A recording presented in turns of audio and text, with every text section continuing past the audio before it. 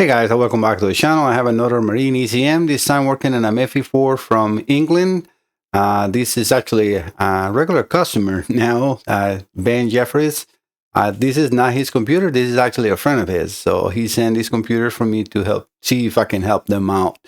Hopefully this will be successful as well. All right, so as you see, I have the computer here ready to go. Let me just read what it says. This ECM is having issues with the fuel pump J26. It was working fine and then cut out, and the fuel pump hasn't started since. Thanks for having a look. Ben in Bristol, United Kingdom. Thank you, Ben, for sending me more computers this way. I really appreciate it, and I'm so happy to see that my small business, my channel is reaching out so many people around the world, and I'm very happy that I have been able to help a lot of them. All right, so let's do the tests. Let me put the diagram in here. So the way that it is, I do have communication. As you see, I have the diagram connected. Let me put them in my screen so I can see what we're doing. All right, so I'm going to turn the computer off.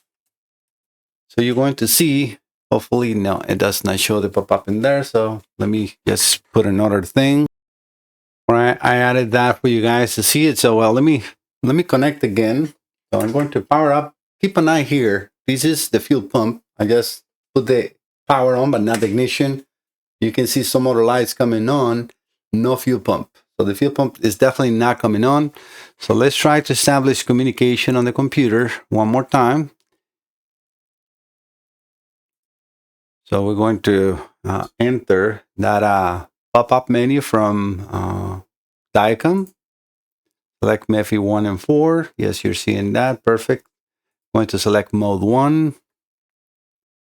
This microphone is very directional, so. And then we connect. All right, so looks like it's reading the computer. Everything so far good except for no fuel pump. So let's see if we can run it. All right, so I'm supplying the signal. It looks like no RPM. Hopefully you can also see that light here blinking. That is the RPM, so you can see it. But there is no fuel pump and the computer is not running. We have no injector milliseconds in here, so not running at all. All right, so I'm going to turn this off one more time. And now you will be able to see, yes, the finally pop-up shows up. So when I turn the ignition back on, that will disappear and the computer will reconnect, which is happening, but there is no running. All right, so Ben, I can definitely reproduce the concerns. I'm going to open up the computer and see what I can do. All right, so guys, this is just a short test that I always do for all the computers that I get here in order to duplicate the customer concern and see if it's definitely necessary or not to repair. So I'm trying to be as transparent as possible with all my customers and also show you how it's dealing with my Salazar Diagnostics in case you need to send a module, an instrument cluster or so, right? So if you're here, please don't forget to subscribe. That really helped my small business and also my channel to growth. And the more people subscribe, which is for free, and I really appreciate if you do, the more YouTube will promote my videos, suggest to you and others to watch more and more of my videos. And at the end, I help my small business a lot. So thank you so much for doing that. All right, so let me open this computer and see what we can do. All right, guys, I got the computer open and I think I corrected the problem with the fuel pump, but I think we have still some more issues with this module. So let me just show you what I'm talking about. Let me get, why is the diagram in that window? Yeah, I'm in that window. All right, so we're going to establish communication, but let me power on. Let's keep an eye here on the fuel pump. The only light that is going to light up in here when I turn the ignition. Right now we have fuel pump and it disconnected, so it is good. And then when I run, which is now running, the fuel pump relay is staying on. But the injection is only showing 0.1 milliseconds. 0.1, that's nothing. And this is very common on these computers too. So this must be had been take a good hit either by corroded grounds or a bad alternator. So I have seen this many times when this happens on this boat for that reason. So I'm going to recommend Ben to please tell your friend to clean the grounds, all the block grounds and everything, because this is definitely going to be hard to correct if those things don't get solved, because it will damage the module. And I'm sorry, but that is not covered under warranty. Things like this, you can put a brand new module, and I have seen it. People that buys a brand new computer, puts it in 2-3 weeks later, the same thing. And the problem is because the computer is only a very expensive fuse. So yes, if you have something shorted, you can put a fuse and expect to, well, it's not shorter than it right now, but then when that wire moves, it shorts, and what is going to happen is going to blow up the fuse. In this case, that fuse is a very expensive computer. And as the fuse is not replaceable, or it's not going to be for free, the same thing will happen in scenarios like this. And I can only show how much, again, on my videos, where you have no fuel pump, and I corrected that, and now we got zero injection pretty much. And I can put, an oscilloscope. So let me just do that so I can show you what I'm talking about.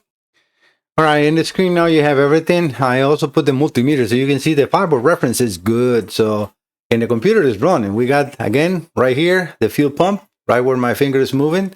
The fuel pump is on, but look at those, the activation of, and this is one of the banks on the injector. So I'm going to put a measurement so we can see the frequency. Let me see, how can I read that? Minimum, maximum. I know I have measured that. Edge count, no. Because I can do it frequency in between rulers. And now since there's no rulers, it's not going to read the frequency, but let me see if that's what I put before. And no, I don't think it's frequency. Let me see. Sorry, guys. I'm trying to, so you can read or see from the distance and I understand what's happening. Race time with edge, full time. Race and edge count, no.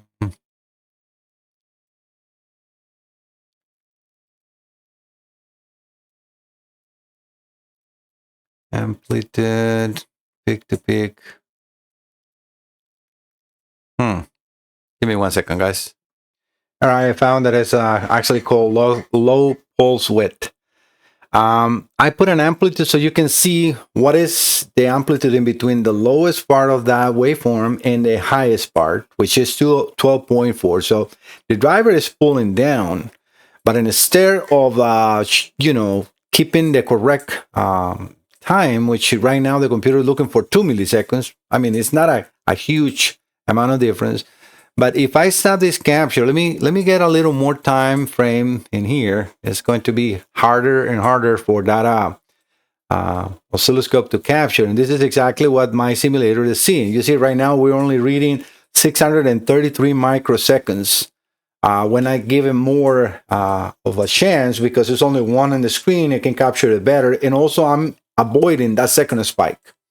So I'm going to stop the capture and so we can see exactly what's happening. So the problem is right here. Let me capture these two. So if you see right here, the one on the left where I have the cursors is showing 644 microseconds. If I move this over to this other one, remember we're measuring in between rulers, is now saying 1.2 microseconds. So you will say, well, why is it they look almost the same? Well, it's because of the second spike.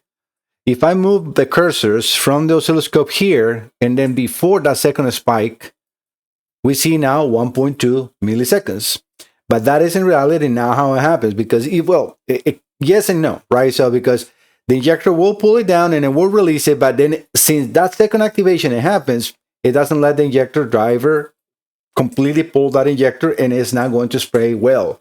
And I mean, either way, 1.23 milliseconds is not enough for that motor to work.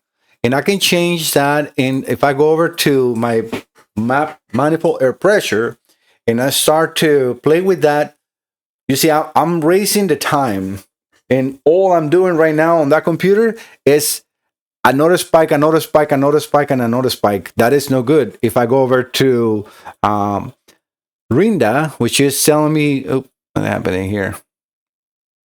Well, you guys, yes, it's kind of weird. It went on top of the other one. So let me, yeah, now we're better. So Rinda is now showing 3.4 milliseconds, but we're not getting that. Why? Because again, all is wasted on those pulse widths or those extra little weird pulses. Because again, if I go there, we only get 2.6 microseconds, and the first kind of like longer pulse in there is still the same 1.23. So this is where, yeah, it is a problem. It's still in the computer that I need to correct. So let me correct that as much as I can, because as long as I can make the pulse width or that first pulse width go close to what the computer is looking, the computer will run.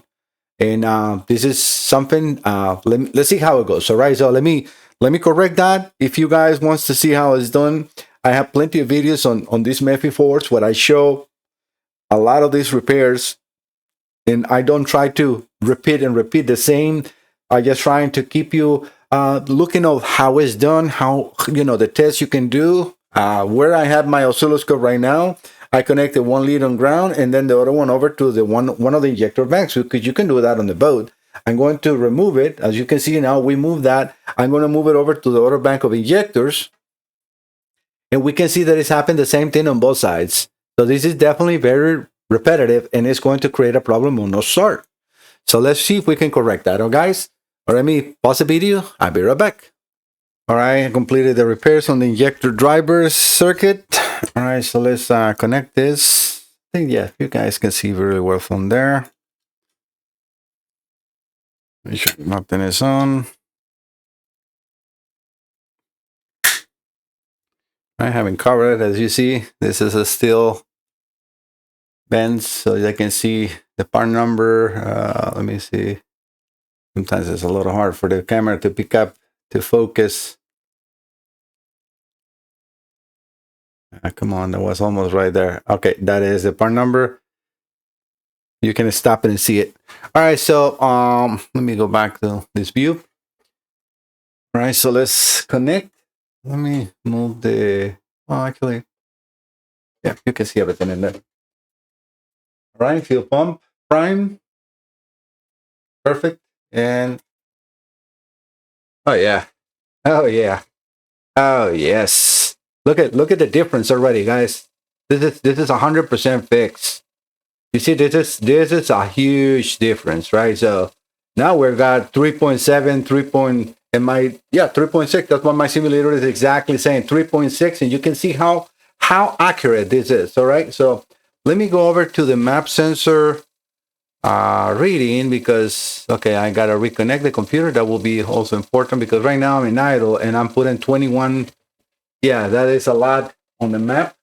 So I'm going to bring it down to normal 12.6, which is what I use here, inches of mercury in idle, to see what is the injection time now that we have a good working computer. And these computers always have a little hiccup here and there, but yeah, you can see 2.1, 2.1. You see, the only reason it went out is because it moved. That's it. You see, we have another actuation in there, but yeah, 2.1, exactly on the dot, same as my simulator. I'm going to move it over to the other bank. And we got exactly the same thing. You see here and there, that is all a MEFI, a MEFI thing, let's say. But now we can see completely clean injection. And when I move now the map, remember what I did before? When I was increasing the time, it was like a multiple strikes. Right now it's not. It's a solid one strike. You see, I even went out of the view. Now we got 4.6 milliseconds. Why? Because I really widened the injection time by changing that on the map manifold air pressure reading. Again, this is only things that I can do here because it's a control environment with my simulators. But yeah, as you can see, Van and all, this is 100% repair. No doubt about it. I am an expert on these computers. When I deem one of these computers not repairable, is because that is the case. And I have tried everything that could potentially be done, including now software. Because I have Not for all, but I have a lot of calibrations now that I can help you if that is the case. All right, so but we can now definitely see, look at how nice and steady is that injection time. And we can, if I change the time, because remember, we got rollers and I got, now on a zoom, but you can see now 4 injection times in there and it's working really good. I can increase the speed. That's going to change, more injection because I'm increasing the speed. I can now change the manifold air pressure to widen that, depends on the acceleration, and also change the throttle position a little bit. That is going to also change some of the injection strategy of the computer. But that is, again, at the end of the day, just whatever the maps are into the computer. You see, as soon as it adjusted, everything is looking nice and good. I can accelerate, everything is good. So this computer is fully repaired. Guys, thank you so much for visiting the channel. See you next time. Bye-bye.